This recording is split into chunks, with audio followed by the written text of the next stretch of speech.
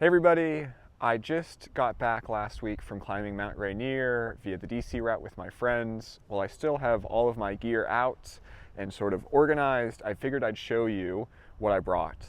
Since I've been having some back issues, I've been incredibly mindful of the weight that I was going to bring. So in my opinion, this is one of the most dialed in setups you'll find for a glacial mountaineering full comfort kit.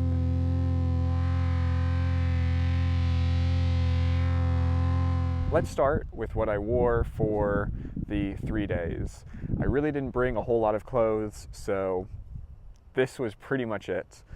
This is what I wore when I started from Paradise all the way up to Camp Muir and all the way back down. I had, of course, a hat, a sun hoodie, and softshell pants. I had one pair of Smartwool Boxers for the whole trip. I had a pair of ankle socks. The only other socks I brought were my sort of thick mountaineering socks, and then my running shoes. I cannot say enough how nice it was to have a pair of trail shoes. I was really considering, do I bring one pair of mountaineering boots and nothing for camp, because I really didn't want to have the boots on my back when I was hiking up, but I brought a pair of trail running shoes and I'm really glad I did so. Now let's go over the gear that I brought for the actual climbing. So I put everything in my Cold World Chernobyl, I think it is, or maybe this is one of the other packs. This is the 55-liter pack. I think it was perfect. It's a mountaineering specific pack, so there's no water bottle holders on the outside. There's gear loops on the hip belt. I put on a little phone pouch, and I think this was a great pack. I put in actually an external frame that I bought online because Randy's packs don't come with frames, and I think this did really well. It at least served my back really well. In addition to my backpack, I had a 2-liter fanny pack. This was great for carrying my lunch, carrying my water. It meant that I didn't have to take my pack off, and I was thinking possibly for the summit day, I might not bring the pack and I might just bring the fanny pack. That's not what ended up happening, but it was an idea I had in my head, and I think a 2-liter fanny pack was probably the least I could have gotten away with. So in terms of clothes, like I said, I brought one pair of socks. Those are some darn tough mountaineering socks. Then I brought a pair of long johns. These are actually 3/4 length long johns. I weighed out all of my long johns. I found the ones which were the lightest, which were these. I think 3/4 length is good. Most people use them for skiing so that they're not inside of your boots, but I think that also works for mountaineering. I run pretty warm, so I don't normally wear the long johns. This was mostly just in case it was really cold and there was some high winds the first night when we were thinking about summiting. So I just didn't want to be there and be too cold and have that be the reason why we couldn't summit. I think most people bring long johns. You know yourself, I usually prefer hard shell pants like these rain pants. You can zip them on, you can zip them off. They work great for glissading. They help the wind. So usually on summit day, I'll wear the rain pants over my soft shell pants rather than long johns underneath everything, but that's just me. For gloves, I brought 2 gloves, and this was me trying to be as creative as possible. This is a pair of Rab sort of lightweight work gloves. They have a really nice leather palm. They fit my hands pretty well. And the idea here was that I could wear these, and then if it got especially cold, I could slip these Enlightened Equipment synthetic insulated mitts over them. This I thought was like a galaxy brain idea. It meant that I could bring sort of 2 items that I could use separately or together. I didn't end up using them together, but I think they would have worked pretty well. So just as you'll see, I guess, in this kit, I was thinking a lot about wearing layers. If you can't tell, I'm in San Francisco. The saying in San Francisco is that you want to bring a lot of layers because the weather can change. So in this setup, I was also thinking about bringing a lot of different layers that could be mixed and matched together. So socks, long johns, gloves, hard shell pants. I brought a wind shell, that's a lightweight Montbell wind shell, and then an Alpha Direct hoodie. I think this is like the 110 weight hoodie. It's by Senchi. It's pretty warm. Those together, the wind shirt and the Alpha Direct hoodie is like a jacket. It's a great system. The wind shell blocks the wind. The Alpha Direct hoodie gives you active insulation. They work really well together. They also work well separated and worn on their own. Then for other jackets, I have an Enlightened Equipment Torrid. That is a synthetically insulated jacket. I love this. It's a pullover, which means it works really well with harnesses. It's fast to put on, it's fast to take off.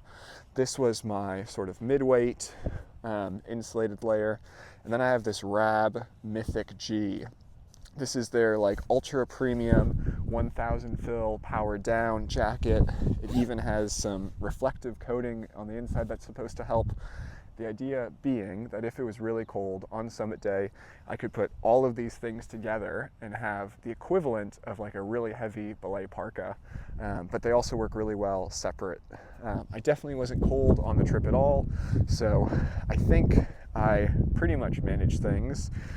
And then the last piece of upper outerwear I had was this Arc'teryx Alpha. It's a Gore-Tex Pro triple layer jacket. I think it's the lightest one you can find. It's a pullover jacket. It is, you know, maybe not the most necessary thing if there's no precip, if there's going to be no rain. I know Colin Haley talks about either bringing one wind shell or one rain jacket. I brought both. I guess in theory you could have not had one of these, but they're probably like 4 or 5 ounces. So in the grand scheme of things, I think just having less stuff was better than trying to hyper optimize these jackets. If we continue on to some other comfort items, I did bring a little balaclava. This was mainly for wind and sun protection. To me, this combines the best of a buff with a beanie and puts it all together. I really like balaclavas for summit day because it can keep you really warm, and especially if there's going to be high winds, you want some wind protection. Let's get over to some accessories and food. This isn't all the food that I brought. This is just illustrative. We were there for 3 days and 2 nights. We wanted an extra day just in case the weather was bad, and the weather was bad the first day, so the summit window was a lot better on the second day, so I'm glad we had that. I brought 2 meals. I brought a bunch of snacks. We got sandwiches before. It was great. It's like my preferred method for doing a trip like this. You'll definitely want some sort of spoon. You don't want to be the person that's eating your food with 10 steaks. I think a cup is really useful. And then when it comes to water bottles, even this is sort of optimized. I have the ultralight wide mouth Nalgene to put my hot drinks in, or hot water right after it's been boiled. And then I have one of these little Hydro Pack bottles. I think for a trip like this, 2 liters is usually enough for a day's worth of water. And I don't know, this is just like my preferred system. I think 2 Nalgenes can sometimes be a bit bulky, especially with a backpack like that. It sort of doesn't have a great place to put it. Having the carabiner is really useful. And then the soft flask fits nicely in my camelback or in the brain of my backpack. In addition to those 2 liters of on-body water carrying capacity, I brought this 6-liter dromedary. This is incredibly helpful for preparing for the summit push and just for preparing for the camp. You're going to be at Camp Muir melting snow. I think pretty much all of the intermediary camps on Rainier, you're going to be melting snow. You want somewhere where you can fill up a lot of water. So when you come down after summiting, you can have water ready. You can also pack snow in here and let the greenhouse effect help to melt some of that snow. So I would highly recommend one of these dromedaries. Even on climbs like Baker or Adams, some of the camps might have a diurnal stream. That means during the day it flows, during the night it doesn't flow. A dromedary like this allows you to fill up water, and it doesn't have to be something like this. You could just bring like 3 smart water bottles and do the same thing. But you want to be able to fill up water in some capacity to prepare for when you come down from the summit. Okay, let's keep going. You're going to want to bring some blue bags. Camp Muir has pit toilets, but you need to bring your own toilet paper, so don't forget that. I also like bringing little single-use wipes. Those are the best. You put them on your face, you clean up everything else. They're great. I've got a ditty bag with my like medications, a toothbrush, charger, headlamp. Then I have some toe warmers out, just to remind you to bring toe warmers. Even with a 4-season boot, toe warmers might save your summit, so consider bringing them. And then you want some water purification system. I like Aqua Tabs, but you could use a number of different systems. You just want to remember that if you bring a filter, to put it in your sleeping bag so it doesn't freeze. When you're hiking up to Camp Muir or to any of the camps, you'll probably find some streams that you can fill up at. You'll probably want to filter or treat that water. And then even up at the snow level, you probably aren't going to be boiling your water for long enough for it to actually be safe to drink, so you'll probably want to treat it after. So just a reminder to bring something. And then your glacier glasses. This is something that of course you need. If you don't have glacier glasses, it's like your trip is ended. You don't want to get snow blind. You don't want to have issues with your eyes, so glacier glasses are great. But that's all of the accessories. You can see that it's really not a lot. Now into the camping and sleeping gear. Again, kept things pretty light. I have a 20-degree quilt. This is the Enlightened Equipment. I think it's the Enigma. I love quilts. I've got a bunch of them. And for me, 20 degrees is perfect for summer mountaineering. If anything, I was a bit warm being in my tent with a really good sleeping pad and my partner, my mountaineering partner next to me. I've got the Nemo Tensor Extreme. I don't want to be cold, I want to be comfortable, so I brought a nice sleeping pad like that, and then just a super ultralight little pillow to, again, be comfortable. For my tent, I brought the Slingfin Portal. It is my favorite tent of all time. It's sort of like a beefed up copper spur. We even used some 2 trekking poles on the sides to help keep it up. I think without those trekking poles, it would have blown over. We added a ton of guy lines, and even with that, it was only, I think, stable because of the trekking poles. What's cool is you can get 2 different thicknesses of poles to put into the tent. I brought the less thick ones. I think I should have brought the more thick ones, but you live and you learn, and the tent was totally fine. The winds were just gusting enormously. One thing with the ditty bag, you want to bring earplugs, not just for the people in camp, but also for the wind. Earplugs are amazing. And then I've got some tent stakes and some Dyneema guy lines. We just brought regular tent stakes and did dead man's and then added rocks additionally on top of them. I saw people that had flukes or snow stakes. To me, those are super bulky. They work a little bit better, but not enormously better. And pretty much everything's going to melt out during the day, so you're going to have to repack snow anyways. So I don't know. I just went with normal tent stakes, and they were totally fine. Yeah, trekking poles, I mentioned those. On to the actual climbing gear. I have a mountaineering helmet. I really like, and I think these lightweight sort of composite ones that have the soft foam and the hard shell are so much better than either of the other side of the world. I have one of those black diamond helmets that's all soft, and the top, gets all wavy and ugly and horrible. And then those like other black diamond, only hard shell ones are great if you're at like a summer camp or if you really beat the hell out of your gear, but I don't know. I think this is where most people are going. La Sportiva Nepals, I was trying to decide between these and then Equilibriums on one side and then my G2SMs on the other side. I think the Nepal, I guess, is kind of like is the classic workhorse. They're heavy as all heck, and they're not like obscenely warm like some newer, more modern mountaineering boots, but they were good enough. I can't say enough how important it is to actually try on your boots, go on like a long hike. I changed my insoles to put in my custom ski insoles, and I ended up getting some blisters on my heels. Wearing both my low-cut ankle socks and my other socks actually helped the blisters. It filled up some of that space. But just a reminder, try on your gear before you're out in the middle of nowhere. For climbing gear, I have sort of just the classic Petzl altitude harness. I have friends that have more complicated, nicer, more expensive harnesses. This is to me like the classic that I keep going back to because it works pretty well. It's simple enough. I know it doesn't have 2 hard points, but I think for regular glacial mountaineering, you don't need 2 hard points. For ski mountaineering, you don't need 2 hard points always. So I really like that harness.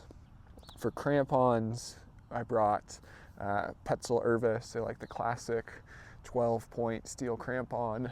You're walking on the cleaver for a fairly good amount of time, so I think having 12-point steel crampons is better than bringing your aluminum super ultralight ski mountaineering crampons and then eating them up in one trip.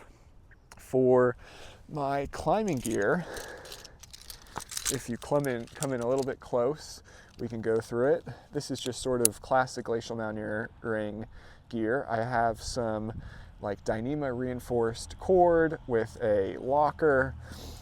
Then I have a automatic locking, I guess it's just a double action, it's not the triple action, carabiner with a knife and a hollow block, like a store-bought Prusik. It grips a lot better than making your own. Then you'll want either 2 lockers or something that is triple action, anti-cross loading to connect to the rope. This is like the new standard for AMGA. That's a DMM carabiner. They make a really good one. Another screw gate with a T-block and a pulley for crevasse rescue, and then a Microtrax with a larger pear-shaped carabiner. And then I have an ultralight ice screw and a double length sling with a snap gate. Then one more Prusik just for fun. I think it's really not necessary to have a fully steel ice screw. The chance that you're going to be using that ice screw is very small, and the weight difference between the aluminum and the steel is like pretty big, so I'd go with aluminum. I'd buy one and then you'll be good forever, because unless you're ice climbing, you'll never place it, most likely. Then lightweight picket with a sling and another locker. I think there's some thoughts about whether you need an actual locker or not on your picket, but I like to have a locker on my picket. And then I have my ice axe. This is a Camp Corsa. I really like this ice axe. I've got a bunch. This is both like fairly long, so when it's not incredibly steep, at least somebody who's tall like me, I can plunge it fairly easily. But it also has a curve to it, so if you're plunging the point, you're not going to hurt your knuckles. I just really don't like having a fully straight POLA on a climb like Rainier or Baker or Shasta, because you may be front pointing, you may be sort of plunging your pick, and this is just so much more comfortable. It's not going to be any different weight. But yeah, I really enjoyed this ice axe. I put on some self-amalgamating tape just to make it a little bit more comfortable to hold. And I don't know, I'd recommend that to most people. And then last but not least, we've got our rope. This is a Mammut 70 meter, 9mm rope. 70 meters is like pretty much all that I do for 4 people. It's even nice if you have 3 people and are doing rappels. We brought this a couple years ago on Shuxon, and it was super helpful for getting off of the pyramid with our group. 9mm, it's not the skinniest rope, but it's triple rated, so it could work well for something where you might be climbing as well as on a glacier. You could imagine Fisher Chimneys or any of the other climbs in the North Cascades. There's so many of them when you're on rock, you're on glacier, you're back and forth, maybe you've got a summit pyramid. But this was everything. As you can see, it's really not a whole lot. I would imagine it's less than 30 pounds, all said and done, on your back. This is probably not great for everybody. This is like a hyper dialed in setup, but it worked really well for me. I hope you enjoyed this video. I know I did my Shasta video where I talked about a non-glacial kit, and now this is my sort of glacial mountaineering setup. And yeah, thanks for watching. I hope you're able to get outside soon. Good morning from Camp Muir. You can see a beautiful view of Adams, of Hood and Jefferson, and then of St. Helens.